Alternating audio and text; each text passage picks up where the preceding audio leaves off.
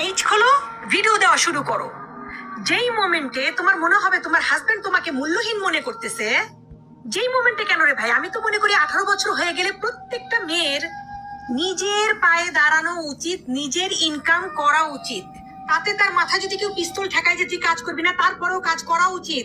যতদিন একটা মেয়ে ইনকাম করবে, যতদিন একটা মেয়ে সুন্দর থাকবে, যতদিন একটা মেয়ে গোছানো থাকবে, যতদিন একটা মেয়ে আত্মবিশ্বাসী থাকবে, কারো বাপের ক্ষমতা আছে তার চোখের দিকে তাকিয়ে কথা বলবে? জাস্ট চিন্তা করো, তোমার বেতন মাসে 10 লাখ টাকা, তুমি 10 লাখ টাকা মাসে ইনকাম করো, তোমার শাশুড়ি এসে তোমার পা টিপবে। অবহেলা কাকে বলে ভাই? কাকে স্বামীরা দূর দূর করে? যে নিজে নিজেকে কখনো গুরুত্ব দেয়নি। একটা কথা মনে রাখবেন, তুমি গোবরে জন্মেছো, নষ্ট জায়গায় জন্মেছো, নষ্ট পরিবেশে বড় হয়েছো, এটা তোমার অপরাধ না। তোমার অপরাধ হচ্ছে তুমি পদ্মা নদী দেখেছো, টলটলে জল দেখেছো, তারপরেও তুমি নর্দমায় পড়ে আছো। এটা হলো অপরাধ।